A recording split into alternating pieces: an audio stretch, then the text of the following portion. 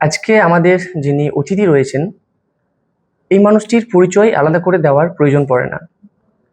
এই মানুষটি এতদিন ধরেই নিজের পরিচয় নিজেই বহন করে চলেছেন। এক লাইনে এই মানুষটির পরিচয় সম্পর্কে বলতে গেলে এক কথায় বলা যেতে পারে ইনি একজন প্রাক্তন আইএএস অফিসার এবং ইনি পিএসসির চেয়ারম্যান পদে থাকাকালীন অবসর নিয়েছেন। আবার অন্য একদিকে ওনার পরিচয়, উনি বর্তমানে একজন শিক্ষক। উনি নিজে ফিজিক্স নিয়ে পড়াশোনা করেছেন এবং বর্তমানে জিডি একাডেমিতে ফিজিক্স নিয়ে পড়ান। আজকে এই মানুষটি তাওহিদ মিশনের অতিথি হয়ে এসেছেন নবীন বরণ প্রোগ্রাম অ্যাটেন্ড করার জন্য।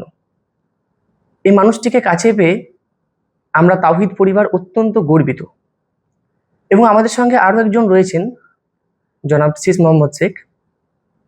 উনি তাওহিদ মিশনের ভাইস প্রেসিডেন্ট এবং তাওহিদ মিশন গার্লসের প্রেসিডেন্ট।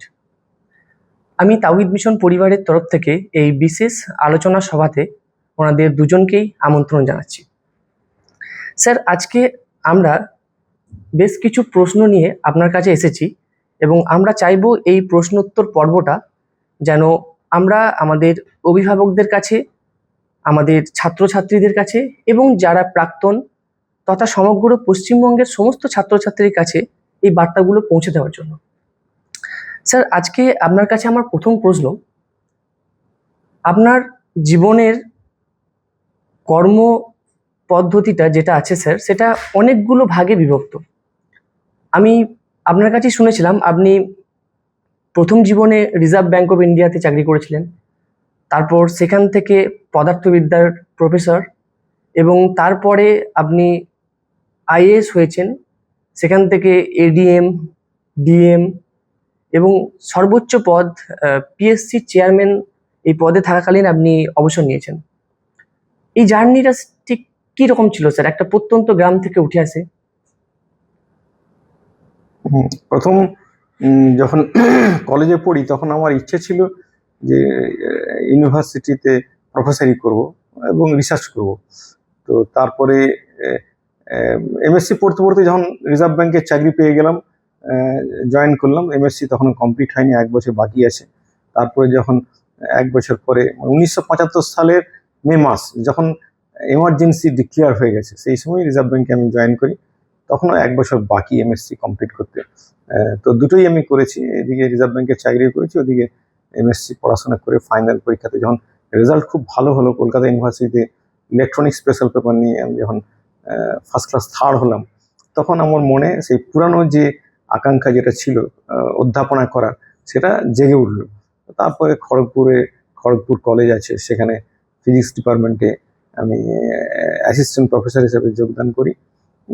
তারপরে কিন্তু মানে পুরোটাই গ্রাম থেকে আমি করেছি, গ্রাম থেকে যাতায়াত করেছি, রিজার্ভ ব্যাংকেও যাতায়াত করেছি, তারপরে খড়গপুর কলেজে যাতায়াত করেছি। খড়গপুর কলেজে 2 বছর ছিলাম এবং তখন বাড়িতে ইলেকট্রিসিটি নেই, রাস্তাও খুব খারাপ, 1.5 কিলোমিটার রাস্তা, কাঁচা রাস্তা, এঁটেল মাটির রাস্তা। তো কিন্তু আমার মনে একটা উৎসাহ উদ্দীপনা, এখন বয়স তখন খুবই কম, কত হবে 22-22.5 বছর বয়স যখন কলেজে অধ্যাপনাতে যোগ দিই। তো এটা আমাকে এই উদ্যম উদ্দীপনাটা এগিয়ে নিয়ে গেছে আরো ভালো পড়াশোনা করার জন্য। তারপরে বাড়ির বড়দাদা বললেন না, আইএস হতে হবে। তারপরে আবার আইএস এর পড়াশোনা করলাম। তো ফলে এই যে পরপর যে পরিবর্তন হলো, আমারও ভালো লেগেছে, একটা বৈচিত্র্য জীবনে, ভালো বৈচিত্র্য হয়েছে। আমি প্রথম পরীক্ষা আইএস দিয়ে কাশীপুর গান ফ্যাক্টরিতে অ্যাসিস্ট্যান্ট ম্যানেজার হলাম। সেখানেও 2 বছর থাকার পরে প্রপার আইএস এ আমি আসি। তারপরে এসডিও, এডিএম, ডিএম এগুলো হয়েছে। আমার এখনো পুরানো স্মৃতি যদি রোমন্থন করি, খুব ভালো লাগে যে জীবন কত বৈচিত্র্যময় এবং এর মধ্যে যেমন অ্যাডভার্সিটি আছে, প্রতিকূলতা আছে, তেমনি আনন্দও আছে।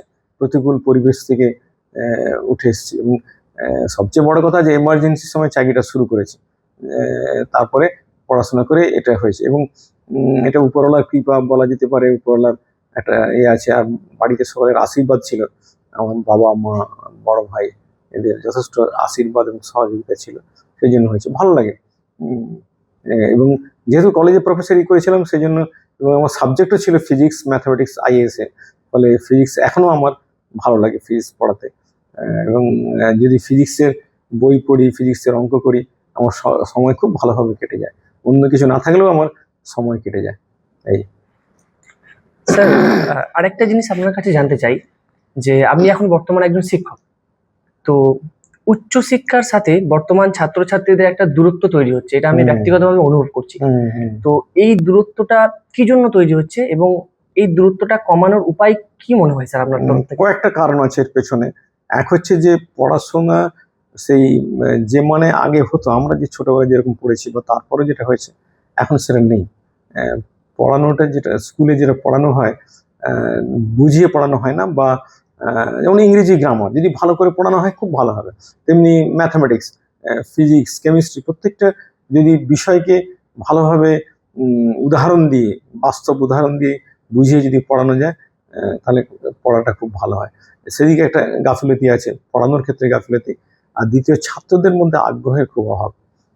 ছাত্রদের, আমি তো যেমন তখন ক্লাস 9 থেকে 9, 10, 11 আমরা সেই সময় হায়ার সেকেন্ডারি পড়েছি, 9, 10, 11। এখন যেটা হচ্ছে 11, 12 হায়ার সেকেন্ডারি পড়ানো হচ্ছে। সিলেবাস সামান্য একটু পরিবর্তন হয়েছে। আমার তো মনে হতো যে আমরা যদি সেই সময়, আমি 69 সালে হায়ার সেকেন্ডারি পাস করেছি, ক্লাস 9 থেকে যদি হায়ার সেকেন্ডারি পড়ানো যায়, তাহলে এখন তো আমার মনে হয় 8 থেকে হায়ার সেকেন্ডারি পড়ানো উচিত। 8, 9, 10-এ একটা হায়ার সেকেন্ডারি সিলেবাস শেষ হবে, 11, 12-এ আরও একটু হায়ার সিলেবাস কমপ্লিট হবে। তা হচ্ছে না। হায়ার সেকেন্ডারিতে সামান্য একটু সিলেবাস বাড়িয়েছে, কিন্তু তাতেও ছেলে মেয়েদের মধ্যে খুব একটা আগ্রহ নেই। প্রথম কথা, মনে হয় তারা বিষয়গুলো ভালো হৃদয়ঙ্গম করতে পারে না। এবং কিছু কিছু সাবজেক্টে ভয় পায় তারা, যেমন ফিজিক্সে প্রায় ভয় পায়, ম্যাথামেটিক্সে ভয় পায়, একদম। কেমিস্ট্রি যেটা পড়ে সেটা বুঝে পড়ে না, সেটা অনেকটা মুখস্থ করে পড়ে, ইতিহাস যেমন পড়ে সেই রকম পড়ে, ফলে ওদের আগ্রহটা হারিয়ে ফেলে। 11-এ আমি দেখেছি, 11-এ মোটামুটি আগ্রহ থাকে, তবে যেই 12-এ উঠলো ওদের আগ্রহটা কমে যাচ্ছে। তার কারণ বিষয়টাকে ঠিক হৃদয় দিয়ে বোঝে না।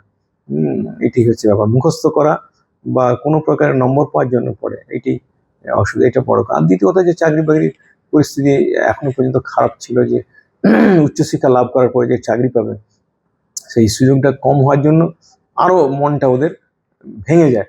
মন ভেঙে যায় যে উচ্চশিক্ষা কেন লাভ করবো, তার থেকে যে কোনো একটা জায়গাতে গিয়ে চাকরি যদি পেয়ে যাই ভালো। কিন্তু তা নয়, এখন শিক্ষাটাকে আরো বেশি গভীরভাবে পড়াশোনা করার দরকার, তাহলে ভালো চাকরি পেতে পারবে, ভালো লাভ হবে তার। সিলেবাস সম্পর্কে আপনি বললেন স্যার, তো এই সিলেবাস, এই কথাটা টেনে আমি একটা প্রশ্ন করতে চাই আপনার কাছে, যে আমরা দেখছি বর্তমানে সিলেবাস সেমিস্টার সিস্টেমে ভাগ করে দেওয়া হচ্ছে। তো আমরা কিছুদিন আগেও শুনেছিলাম যে নবম এবং দশম শ্রেণীতেও নাকি সেমিস্টার চালু করা হবে, যাই হোক পরবর্তীকালে এটা বন্ধ করা হয়েছে। তো একাদশ এবং দ্বাদশ শ্রেণীতে একটা ছাত্র বা ছাত্রী, সে যখন first semester, second semester, third, fourth, এই যে বড় সিলেবাসটাকে ভাগ ভাগ করে পড়ছে, তারপর সে যখন নিট বা জেইই মেন্স বা অন্যান্য প্রিপারেশন নিচ্ছে, অন্যান্য যে কোনো মিসলেনিয়াস পরীক্ষার, তখন তার সামনে একটা প্রচুর বড় সিলেবাস চলে আসছে। তো এটাও কি স্যার কোথাও কারণ মনে হয় যে আমরা এখন ছোট থেকে ওদেরকে তৈরি করছি, অল্প অল্প করে পড়ো, অল্প পড়ো একটা সেমিস্টার দাও, আবার অল্প পড়ো একটা সেমিস্টার দাও, হঠাৎ করে নিতে গিয়ে আবার সে একটা বড় সিলেবাসকে পড়ে নিতে হচ্ছে, বা অন্য WBCS দিতে গিয়ে বা UPSC দিতে গিয়ে। তো এই ছেলেদের মাইন্ডসেটের কি কোথাও সমস্যা হচ্ছে স্যার? সেমিস্টার পদ্ধতি যেটা অনেক জায়গাতে চালু হয়েছে, কলেজে তো আছে, ইউনিভার্সিটিতে আছে, সব জায়গাতেই হয়েছে। এখন সেমিস্টারও দরকার, কারণ এবং এদের যে সিলেবাস, হায়ার সেকেন্ডারি সিলেবাস খুব ভালো, সিলেবাস খুবই ভালো। এমনকি সেমিস্টারে যে প্রশ্নগুলো হয়, MCQ, ফার্স্ট এবং থার্ড সেমিস্টারে MCQ, এটা একদম নিট এবং জেই একই রকমের প্রশ্ন হয়, দিক থেকে অনেকটা সুবিধা। এবারে হচ্ছে কি যে ফার্স্ট, সেকেন্ড, থার্ড, ফোর্থ এই 4টে সেমিস্টারকে একটা একসঙ্গে পড়ার মনে রাখা, সেইটা এদের হারিয়ে যাচ্ছে। এক সেমিস্টার হয়ে গেল, মনে ভুলে গেল সেকেন্ড সেমিস্টার। তা তো নয়। আগে তো আমরা পড়েছি 9, 10, 11, 9, 10 একসাথে, 9 এক বছর পরীক্ষা দিলাম, 10 দিলাম এক বছর, 11 দিলাম এক বছর, তারপর 9, 10, 11 3টে বছরের বাংলা, ইংরেজি, ফিজিক্স, কেমিস্ট্রি, ম্যাথামেটিক্স, বায়োলজি আমরা একসঙ্গে পরীক্ষা দিয়েছি। সেটা করলে ভালো, কিন্তু সেটা কতটা চাপ সহ্য করতে পারবে সেটা ব্যাপার আছে আর কি। কিন্তু আগে এটা ছিল, আগে এই সিস্টেমটা ছিল, খুব ভালো ছিল।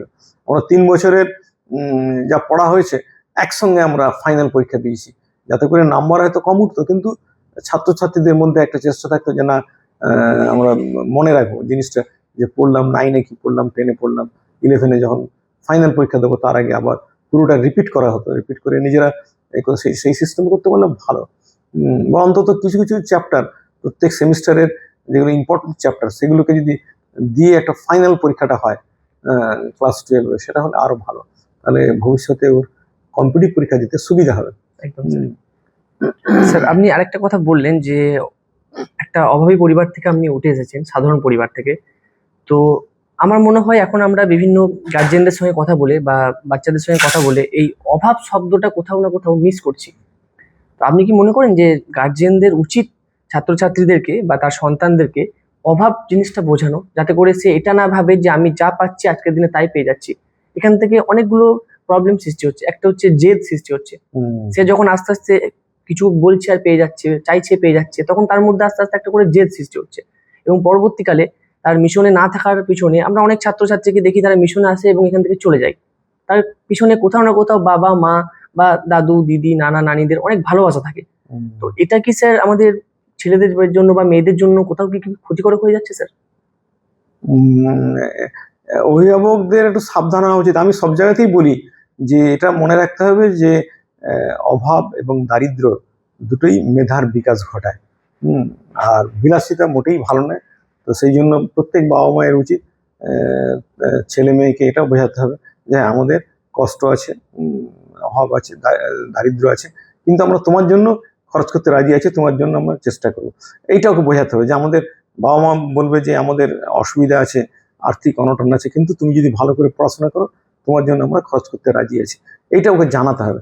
যদি ছেলে মেয়ে জানতে পারে যে না বাড়িতে অভাব নেই, যা দরকার তা কিনে দেবে, তাহলে কিন্তু অসুবিধা হবে, তার পড়াশোনার প্রতি আগ্রহটা কমে যাবে। যত একটু বাধা বিপত্তি থাকবে তত কিন্তু ওর পড়াশোনার প্রতি আগ্রহটা বাড়বে। এইটাই করার দরকার। স্যার, আপনি এখন নিজে একজন শিক্ষক হয়েছেন। তো আমরা যখন আমাদের বিভিন্ন স্কুলের শিক্ষক মহাশয়, মিশনের শিক্ষক মহাশয়দের সঙ্গে কথা বলি, আমরা প্রায়শই এখন একটা কথা শুনতে পাচ্ছি যে তোদের ব্যাচের মতো ভালো ছেলে আমরা আর পাচ্ছি না, বা আগের ব্যাচের মতো ভালো ছেলে আমরা আর পাচ্ছি না। তো এখানে স্যার ভালো ছেলে বা ভালো মেয়ে অর্থটা কি? যে ভালো স্টুডিয়াস, ভালো মেরিটোরিয়াস, নাকি ভালো চরিত্রের ছাত্রছাত্রী? দুটোই আছে, দুটোই আছে। ব্যবহারের দিক থেকে আস্তে আস্তে খারাপ হয়ে যাচ্ছে ছাত্রছাত্রীদের ব্যবহার। দেখা যাচ্ছে 11-এ যখন আসছে মোটামুটি ভালো, 12-এ এলে তাদের ব্যবহার একটু খারাপ, একটু তারা ঔদ্ধত্য তাদের মধ্যে বাড়ছে বেশি, এবং শিক্ষক শিক্ষিকাদের কথা খুব একটা মানতে চায় না। ওইটা একটা খারাপ। আর পড়াশোনার প্রতি টানও কম। 11-এ ভালো, 11-এ প্রথম প্রথম খুব আগ্রহ থাকবে, খুব পড়াশোনায় করবে। 12-এ গিয়ে দেখা যাচ্ছে প্রত্যেক ব্যাচে আমি দেখেছি প্রায় কমে যাচ্ছে, অল্প কয়েকজন ছাড়া বাকিদের সেই পড়ার প্রতি আগ্রহ থাকে না। এবং ব্যবহারও ভালো না, ব্যবহারও একটু খারাপ হয়ে যায়, শিক্ষকদের প্রতি ব্যবহার খারাপ হয়ে যায়। এইটা একটা এমন কিছু হয়েছে যে আমাদের রাস্ট্রিগেট করতে হয়েছে, কিছু কিছু কেসে রাস্ট্রিগেট করতে হয়েছে। তাকে হয়তো টেস্ট পরীক্ষা আছে সামনে, হায়ার সেকেন্ডারি, তার আগেই আমরা বাধ্য হয়েছি বিদায় করে দিতে। এরকম হয়েছে। তো এটা দেখা যাচ্ছে, এটা সামাজিক দূষণ বলতে পারা যায়। সমাজে একটা দূষণ হয়েছে না, সেই দূষণের ওরা হয়ে যাচ্ছে, ভিকটিম হয়ে যাচ্ছে, শিকার হয়ে যাচ্ছে। সেটা বিভিন্ন কারণে সমাজে যা হচ্ছে ঘটনা বা দেখতে পাচ্ছে তারা চোখের সামনে, তাতে করে তাদের ব্যবহারে পরিবর্তন হচ্ছে। এটা একটা বাবা মায়ের একটা খুব দরকার, পরিবারে তাকে সেই কালচার, তাকে সেই এটিকেট ম্যানার্স একটু শেখানো দরকার, বা বলা দরকার বারবার যে শিক্ষকদের কি গুরুত্ব আছে, কতটা মনুষ্যত্ব বা ভদ্রতা থাকা দরকার, সেটা বাবা মায়ের থেকে সেই ইনস্ট্রাকশন থাকে না। তার ছেলে মেয়েকে যে বলবে যে বাবা মা যে তোমার টিচারদের সঙ্গে ভালো ব্যবহার করো, ম্যানেজিং কমিটি সেক্রেটারি বা অন্যান্য মেম্বার তাদের সঙ্গে ভালো ব্যবহার করো, সেটা বলে না। বরং অনেক সময় দেখেছি অভিভাবকদের কেউ কেউ আবার একটু তার ছেলে বা মেয়ের কথা শুনে একটু হয়, তর্ক করে, ম্যানেজমেন্টের সঙ্গে তর্ক করে, কোনো কোনো টিচারের সঙ্গে তর্ক করে। এটা খুব খারাপ জিনিস। এর আগেও দেখা গেছে যে একটু করলো, ছাত্রকে হয়তো একটু বকুনি দিল, তাদের সেইটা রিপোর্ট করলো বাবার কাছে, বাবা এসে আবার উল্টো আবার রিঅ্যাকশন করছে। হ্যাঁ, এটা খুব খারাপ, এটা উচিত না। আগে আগে যা হতো তার থেকে একদম উল্টোটা। আগে তো মানে শাসনটাকে আপনি বলতে হ্যাঁ, চাইছেন যে শাসনের থেকে অনুশাসনটা বেশি দরকার। বেশি দরকার। দরকার শাসন তো করতে দেবে না এখন, করা যাবে না আইনে যেটা রয়েছে, কিন্তু অনুশাসন একটা দরকার। আমি ওটা অন্যভাবে করি, অনুশাসনটা অন্যভাবে করি। আমি পুরো অফিসে বলা আছে, যদি কোনো ছেলে বা মেয়ে অভদ্র ব্যবহার করে বা কথা না শোনে, আমার কাছে তাকে ডেকে দিতে বলেছি। আমি ডেকে প্রথম তাকে বলি যে দেখো তোমার এই ব্যাপার, তুমি যদি এরপরে যদি আবার এইরকম কিছু কাজ করো, তোমাকে আমি এখান থেকে বিদায় করে দেবো, তোমার গার্ডিয়ানকে ডাকবো, বিদায় করে দেবো। ওতে কাজ হয়। মারধর করার কিছু দরকার নেই, মারধর তো করাই যাবে না, আইনত দণ্ডনীয় অপরাধ। এমনকি বকুনি দেওয়া যাবে না, মানসিক কিছু প্রহারটাও চলবে না, দৈহিক এবং মানসিক প্রহার একদম নিষিদ্ধ সুপ্রিম কোর্টের অর্ডারে। যেন আমরা যেটা করতে পারি তাকে অন্যভাবে করতে পারি, যে ঠিক আছে এরকম এরপরে যদি আমি শুনি কিছু হয়েছে, তাহলে গার্ডিয়ানকে ডেকে বিদায় করে দেবো, আমরা রাখতে পারবো না, তাতে কাজ হয়। বাংলাদেশের একটা প্রবাদ আছে যে মারার থেকে তারা ভালো, এই ব্যাপারটাকে আপনি দেখাচ্ছেন স্যার, এটা বাংলা ভাষায় চলে স্যার। এবং ওই জন্য ভয় করে একদম স্যার, যখন বলে, মানে কোনো স্টাফ যদি বলে যে হক সাহেব তোমাকে ডাকছেন, ভয় পেয়ে যায় ওরা। একদম জানে যে একটা নেক্সট একটা পানিশমেন্টের ব্যবস্থা আছে, অন্য পানিশমেন্ট, যার বিরুদ্ধে কোনো কে মামলা করতে পারবে না। একদম স্যার। স্যার আপনি একটা কথা বললেন যে জেন জি বা আমাদের পরবর্তী যে প্রজন্ম আসছে, তো আমি যেমন জেন জি এর অন্তর্গত স্যার, তো আপনি একটা কথা বললেন যে একটা ভিকটিম ওয়ার্ড ইউজ করলেন, যে আমরা সামাজিক একটা ভিকটিম হয়েছি, দূষণের শিকার হয়ে গেছি। তো স্যার আমি যখন আমার আব্বা মায়ের কাছে বা আমার দাদুদের কাছে কথা শুনতাম যে ওনাদের অনেকের পড়াশোনা হয়নি অর্থের অভাবের জন্য, বা ভালো টিচার ছিলেন না, হয়তো আমার আব্বুরা যখন পড়াশোনা করেছে তখন 30 কিলোমিটার এরিয়াতে কোনো ভালো শিক্ষক ছিলেন না, সেরকম ভালো স্কুল ছিল না, সেরকম ভালো কলেজ ছিল না, কিন্তু বর্তমান সময়ে সেগুলো সবই রয়েছে। তাহলে স্যার আপনাদেরকে যে প্রতিকূল পরিস্থিতির মধ্যে যেতে হয়েছে সেটা কিন্তু অনেকটা অর্থ এবং ভালো যোগাযোগ ব্যবস্থা, ভালো কেরিয়ার গাইডার আপনাদের সঙ্গে ছিল না, কিন্তু স্যার বর্তমান জেন জি বা আগামী যে প্রজন্ম আসতে চলেছে এদেরকেও তো একটা কঠিন প্রতিকূল পরিস্থিতির মধ্যে যেতে হবে, যেটা হচ্ছে সোশ্যাল মিডিয়া। তো আপনার কি মনে হয় স্যার যে আপনাদের সময়ের যে প্রতিকূল পরিস্থিতিটা ছিল সেটা বেশি কঠিন, নাকি বর্তমান সময় যেটা প্রজন্মের কাছে আসতে চলেছে, যে একবার পড়তে বসে 8 ঘন্টা মোবাইল ইউজ করা, একবার পড়তে বসে 8 ঘন্টা সোশ্যাল মিডিয়া ইউজ করা বা 8 ঘন্টা টিভি দেখা, তো কোনটাকে বেশি মানুষের মাইন্ডকে ডাইভার্ট করবে, আপনাদের সময়টা না স্যার বর্তমান সময়টা? আগামী না, আমাদের আগে যা হতো তাতে অভাব অনটন কষ্ট, তারপরে ভালো স্কুল নেই। যেমন আমি 16 কিলোমিটার দূরে স্কুলে পড়েছি, ক্লাস 9 থেকে সাইকেলে করে যেতাম, তাতে ভালো লাগে, কষ্ট করে যেতাম, ভালো পড়াশোনা হতো, মনে একটা আনন্দ আসতো যে হ্যাঁ কষ্টের মূল্য পাচ্ছি, ও এনজয় করছে। এবং আর্থিক অনটন ছিল, ঠিক আছে, কোনো কোনো সময় রাত্রিতে খাওয়ার হতো না, জুটতো না, তাতেও কোনো ইয়ে হতো না। এখন খুব ভালো লাগে সেটা চিন্তা করতে, কারণ প্রতিকূলতা মানে অ্যাডভার্সিটি কি করে না, অ্যাডভার্সিটি হোনস মেরিট একটা কথা আছে, প্রতিকূলতা বা প্রতিবন্ধকতা বিকাশের মেধার বিকাশ করে, আর উল্টোটা বিলাসিতা মেধাকে স্থূল করে দেয়। তো সেইটা একটা ভালো ছিল। এখন যেটা দেখা যাচ্ছে ডিস্ট্রাকটিভ টেকনোলজি, এটা খুব ক্ষতি করে, এটা অন্য কারোর দরকার নেই, শুধু সামান্য মোবাইল ফোনের যে ব্যবহার সেটা বিভিন্নভাবে মেরিটকে নষ্ট করে দিচ্ছে। ডিস্ট্রাকটিভ টেকনোলজি, ওতে এমন এমন সব ভিডিও আসছে, কিছু আছে ফলস এআই দ্বারা জেনারেটিভ, আর সত্যিকারও যদি কিছু থাকে এমন এমন ঘটনাগুলো দেখাচ্ছে বা করছে যাতে করে ব্রেনের ক্ষতি হয়। কিন্তু হ্যাঁ, একটা জিনিস ভালো আছে, যে আমি যেটা ব্যবহার করি, কোনো জায়গাতে বুঝতে অসুবিধা হলে বা কোনো জিনিস জানতে চাইলে মডার্ন কিছু বা সঙ্গে সঙ্গে গুগল সার্চ করলে পেয়ে যাই, এটা আমার সুবিধা হয়েছে, পড়াতে গিয়ে খুব সুবিধা হয়েছে। কোনো সন্দেহ হলো যে কোনটা ঠিক, তার কার ভ্যালু কত, গুগল সার্চ করলে আমি সঙ্গে সঙ্গে পেয়ে যাচ্ছি। যদি এই মোবাইলকে যদি ভালো কাজে করা হয় তাহলে এটা কনস্ট্রাকটিভ টেকনোলজি হবে, কনস্ট্রাকটিভ টেকনোলজি। কিন্তু এটা খারাপ কাজেই বেশি ব্যবহার করে, ডিস্ট্রাকটিভ টেকনোলজি, কারণ ওই বয়সটা হচ্ছে অ্যাডোলেসেন্ট পিরিয়ড। ওই অ্যাডোলেসেন্ট পিরিয়ডে খুব মানে খারাপ জিনিসগুলো বেশি আকর্ষণ করবে ভালো জিনিসের থেকে।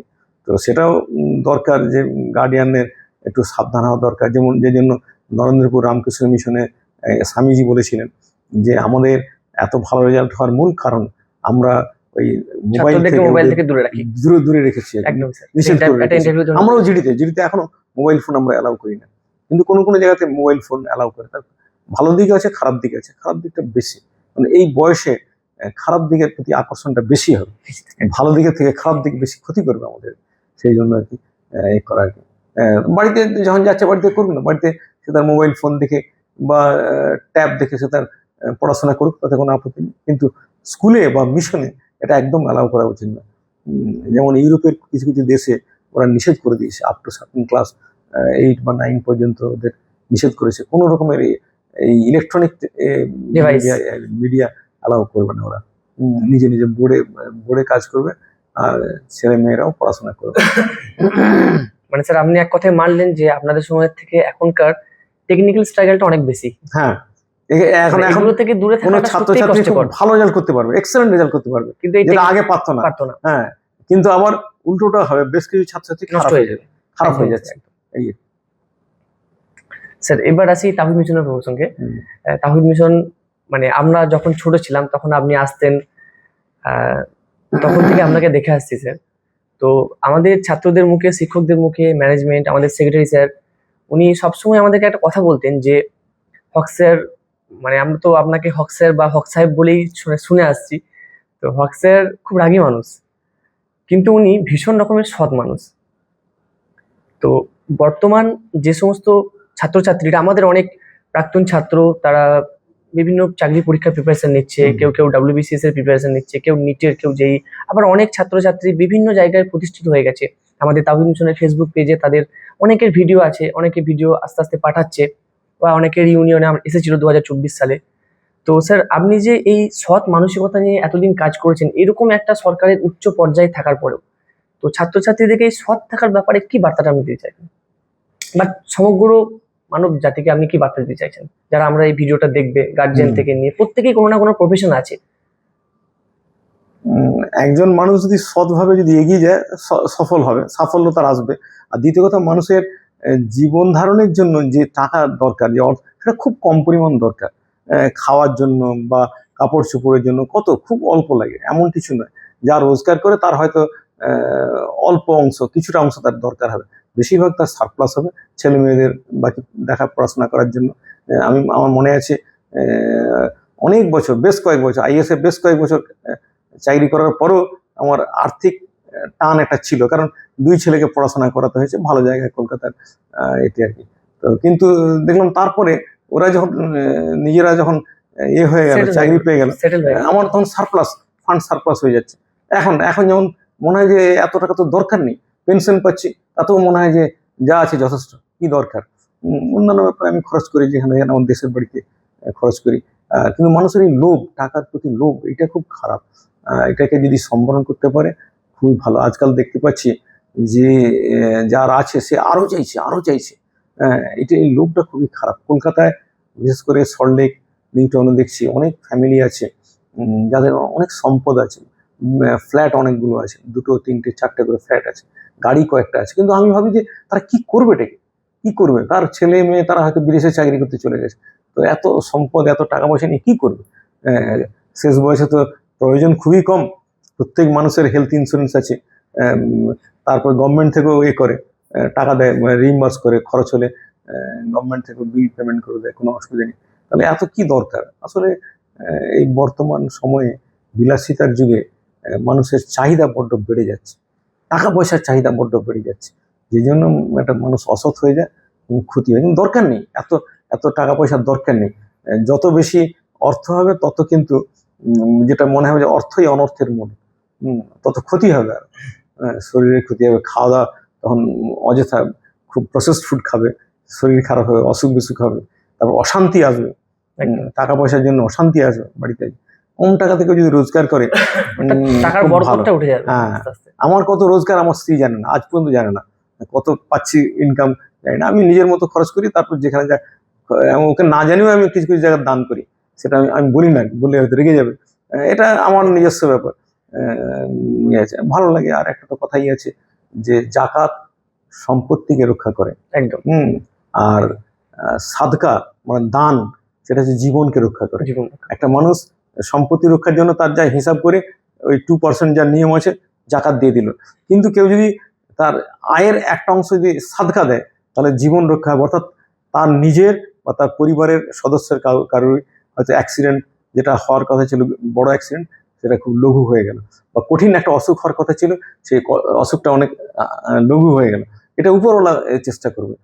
যদি মানুষের যদি সাহায্য করা হয়, দান করা হয়, তাহলে তার আশীর্বাদে উপরওয়ালা মানে যে স্রষ্টা যাকে বলা হয়, স্রষ্টা একটা সাহায্য করবেন যাতে করে তার জীবন রক্ষা। ওই জন্য বলা হয় জাকাত প্রোটেক্টস লাইফ, প্রোটেক্টস প্রপার্টি, সাদকা প্রোটেক্টস লাইফ।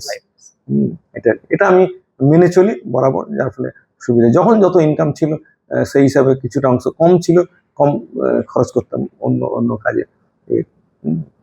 তো দরকার হয় না, এত টাকা পয়সার দরকার হয় না, এত বিলাসিতার কোনো প্রয়োজন নেই। যতটুকু দরকার ততটুকুই আমাদের খরচ করতে হয়, বাকিটা অন্য মানে ব্যাপারে মানুষকে সাহায্য করতে পারলে ভালো, আর কিছু সঞ্চয় থাকবে বিপদে আপদে যাতে লাগে। স্যার, তাহিদ মিশনে তো বেশ কয়েকবার এলেন, এবারে এসে আপনার নতুন একটা প্রাপ্তি, সেটা হচ্ছে তাহিদ মিশনের বালিকা বিভাগ। বালিকা, তো বালিকা বিভাগের সভাপতি স্যার তো আমাদের সাথে রয়েছে। তো বালিকা বিভাগ দেখে কি অভিব্যক্তি স্যার আপনার? এক হচ্ছে যে অভিভাবকদের মনে একটা আনন্দ এসছে, বোঝাই গেল এবারে অনুষ্ঠানে, বোঝা গেল।